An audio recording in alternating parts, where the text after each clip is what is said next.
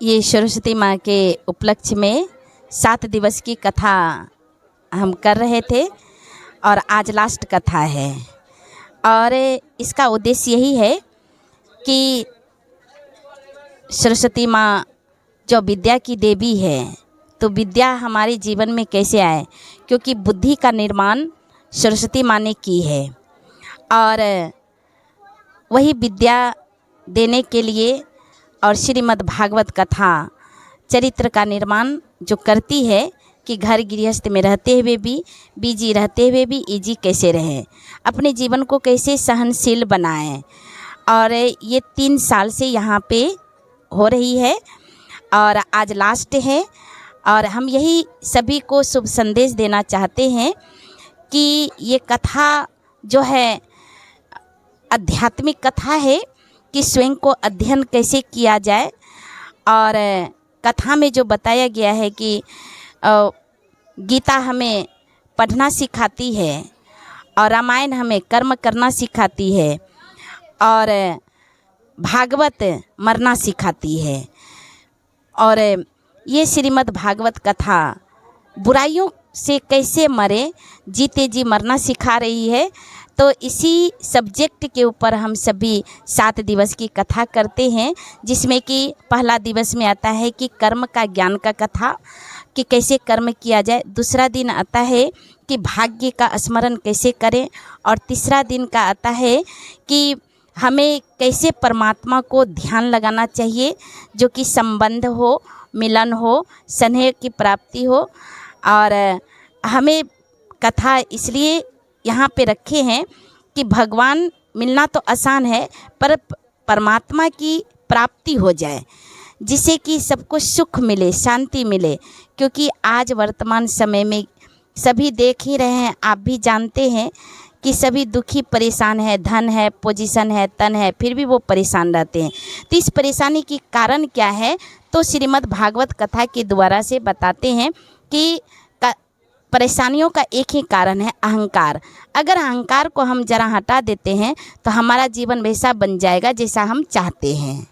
यहाँ के जो ग्रामीण हैं जो कथा सुनने आते हैं, उनके लिए क्या संदेश देंगे? उनके लिए यही संदेश देंगे कि जो 7 दिवस की आपने कथा सुने हैं और इसी कथा को स्मरण करते रहिए। और जो आपकी बीच रखा गया गीता ज्ञान कि आपको कि कोई भी परिस्थितियां आए तो कहना है ये भी अच्छा हुआ। और कभी भी अगर समस्या नहीं भागे और मन में जटिल हो जाए तो हम सभी को यही कहना चाहेंगे कि भागवत के तरफ से कि यही बोलिए कि ये भी समय बीत जाएगा। और ये बहुत अच्छी सब्जेक्ट है जिसमें कि हमारे जीवन को सुख मिलता है। अगर कोई जिस तरह यहाँ कथा लोग सुन रहे हैं, आप जी कथा कर रहे हैं इस क्षेत्र में, अगर कोई और कराना चाह रहे हैं तो कैसे आपसे संपर्क कर सकता है और क्या कुछ है, थोड़ा जानकारी दीजिए। तो संपर्क कर सकते हैं, नंबर से भी कर सकते हैं। और यही कथा का हमने रूल रखे हैं कि हम किसी से कुछ मांगते नहीं हैं, किसी से कुछ लेते नहीं हैं।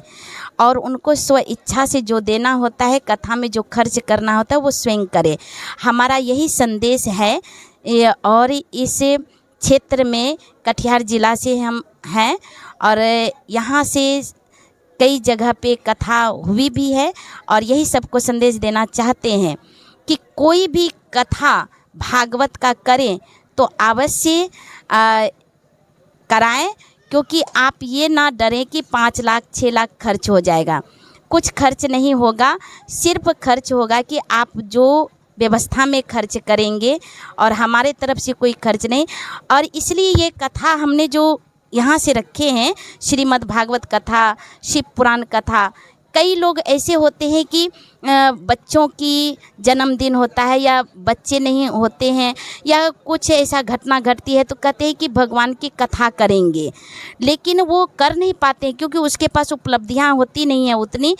तो हमने ये मार्ग रखे हैं कि उनके पास जा कर के हम निःशुल्क में कथा करें, और जो उनको देना हो वो दे, लेकिन हम किसी से लेते नहीं हैं, और उनको स्वेच्छा से करना होता है। जहाँ तक होता है हम सहयोग भी करते हैं। एक बार अपना परिचय दे दीजिए। हमारा नाम है ब्रह्मा कुमारी प्रभा, और यहाँ पे खैरा समेली पंचायत में अभी रह रहे हैं। मुखिया जी, आज रुचदेव सिमरिया में जो है सरस्वती पूजा भी है, और इस बीच जो है भागवत कथा का आयोजन हुआ है। जो संस्था के आज लगातार चल ही रहा है।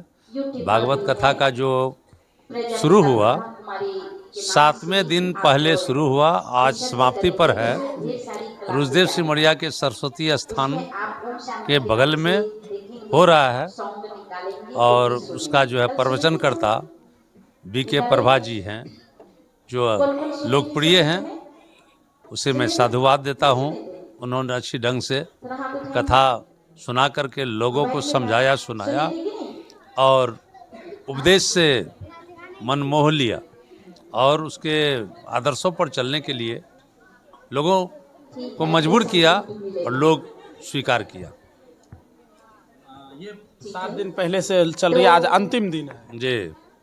और यह गांव की एक सभ्यता संस्कृति है। मैं उन तमाम शांतिपूर्ण सुनने वाले जितने भी सम्मानित श्रद्धालुगण हैं, भक्तजन हैं, उन तमाम सभी भक्तजनों को मैं मुखिया की तरफ से सबों का हार्दिक अभिनंदन करते हुए वंदन करता हूँ।